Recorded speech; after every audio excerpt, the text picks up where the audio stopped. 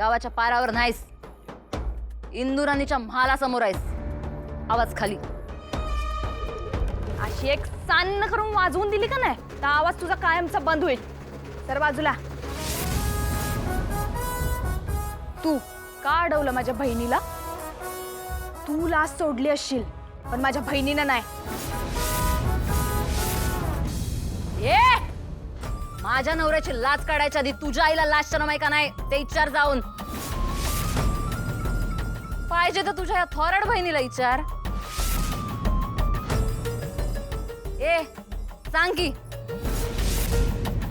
कमी सांगू. हिने 20 लाखाचा विषय काढला तर पंचायत होईल. गौरी चल आपण घरी जाऊ, पेपर देऊन टाक. आई काळजीत असल.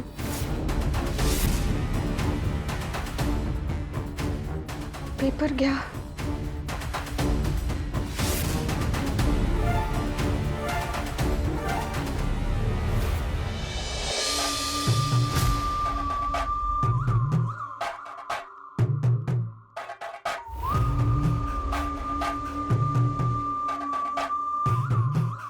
सुटली का थरथर? तिकडे तुझ्या आईला बी अशीच थरथर सुटली असेल. सांग की तुझ्या बहिणीला कसली थरथर आहे ती. सांग. पेपर घ्या. नाही घेणार. आधी तुझ्या आईला बोलीव मग बघू. जा. तू काय बघणार? बघणार नाही, धावणार. पट्टराणीचा वट्ट धावणार. जा. एवढीच हिम्मत आहे तर तुझ्या आईला बोलावणार. जा. आई कशाला पाहिजे तुला? तुझ्यात हिम्मत नाही का? जे काय सांगायचं ते मला सांग. बस गौरी चल इथनं. चल. इंदू, इंदुराणी जाऊ दे ना, कशाला वाढवायचं उगत. ए गौरी बाय, आम्हाला सुखान जगू दे, तुम्ही सुखान जग ना. जा ना आता.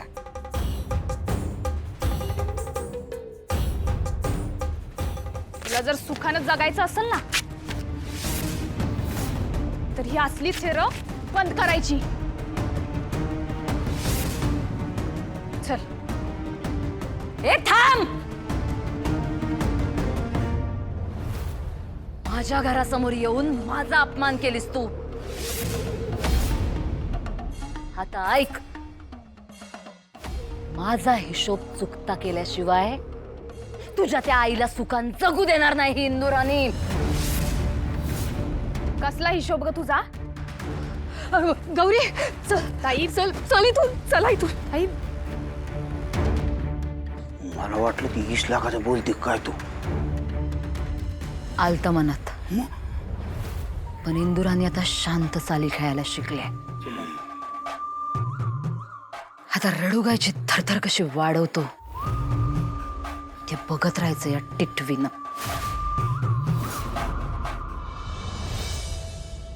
कृष्णाई, शेखर. नमस्कार कर. हा, सुखी राहा. तू कसं काय इथं? मी बोलवलंय. काय झालं?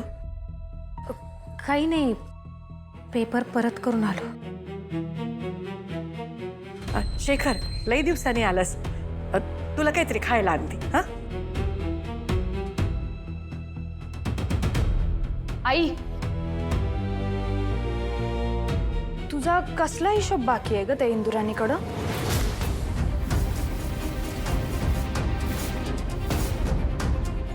हिशोब?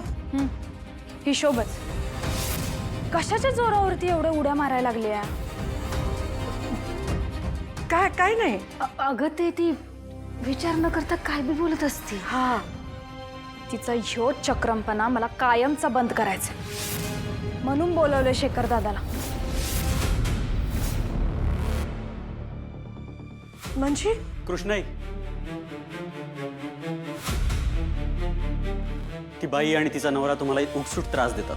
किती दिवस सहन करणार आहात हे सगळं? आता अजिबात सहन करायचं नाही शेखर दादा. आई, आपल्या हक्काची जमीन आपल्या हातातून जाते ही तुझ्या मनातली भीती जी आहे ना ती मला कायमची घालवायची. आई, असं मान खाली घालून किती दिवस जगणार आहेस? आई, जरा तरी मानानं वाग की ग. मान खाली घालून जगलं म्हणजे माणसाचा मान कमी होतो हे कोणी शिकवलं तुला?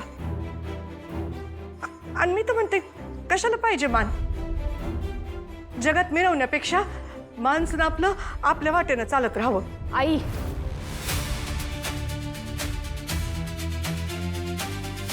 आणि त्या जर वाटत कोण आडवं येत असेल तर वाट बदलून दुसऱ्या वाटेनं जावं. वाद घालून कोणाचं भलं झालंय गौरी? बघितलंस, हे असं आहे आईचं. पण मी आज ऐकणार नाही. शेखर दादा, पोलीस केस आणि सिव्हिल केस दोन्ही केसेस करायच्या त्या जनार्दनवर.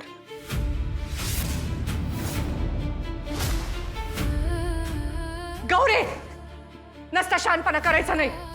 आणि काय बाय बोलू नगस. न बोलता जर मी गप्पच बसावं असं जर तुला वाटत होतं तर मग शिकवलीस कशाला? आडानीच राहू द्यायचं होतं की मग. शिकून पण अडाण्यासारखंच वागतेस तू. शाण्या माणसांनी कोर्टाची पायरी चढू नये असं उगा म्हणतात का? कृष्णाई, केस क्लिअर आहे. त्या जनार्दनने डिवोर्स न घेता दुसरं लग्न केलं, हा त्याचा पहिला गुन्हा आहे. आणि कायद्याने तुमचा आणि तुमच्या तिन्ही लेकींचा या प्रॉपर्टीत बरोबरीचा हिस्सा आहे. सिव्हिल कोर्टात निकाल तुमच्याच बाजूने लागणार आहे. फक्त सिव्हिल नाही, क्रिमिनल चार्जेस पण लावायचे त्या जनार्दनवर. आजवर त्या माणसाने माझ्या आईला लई त्रास दिलाय.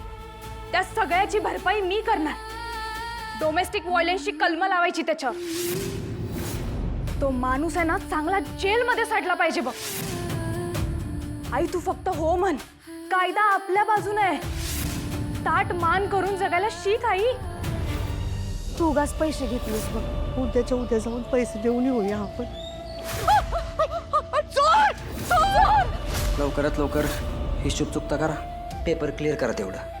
नाहीतर काय ना, समजा गावात तमाशा होईल.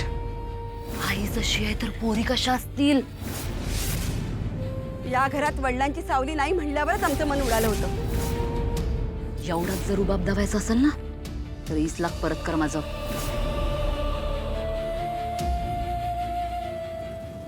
काय केस मिस करायची नाही. आणि तुला मी शिकवलं ते कलेक्टर बनण्यासाठी. कलेक्टरच का? लोकांच्या अडचणी सोडवता याव्या म्हणून ना. आई, हे तुझं स्वप्न होतं. पण आज जर मलाच माझ्या आईची अडचण सोडवता येत नसेल, मलाच जर तिला न्याय मिळवून देता येत नसेल, तर मग मी लोकांच्या अडचणी कसं सोडवू आई? पण याची सुरुवात मला माझ्या घरात न करायची. शेखर दादा, चल. नाही गौरी, ऐक माझं, असं करू नकस. नाही आई, शिक्षण हे वाघिणीचं दूध आहे. आणि ते दूध जे कोण पेईल तो गुरगुरल्याशिवाय राहत नाही, हे तूच आम्हाला सांगितलंस. अजून अपमान मी नाही सहन करणार आई. आज आर या पार.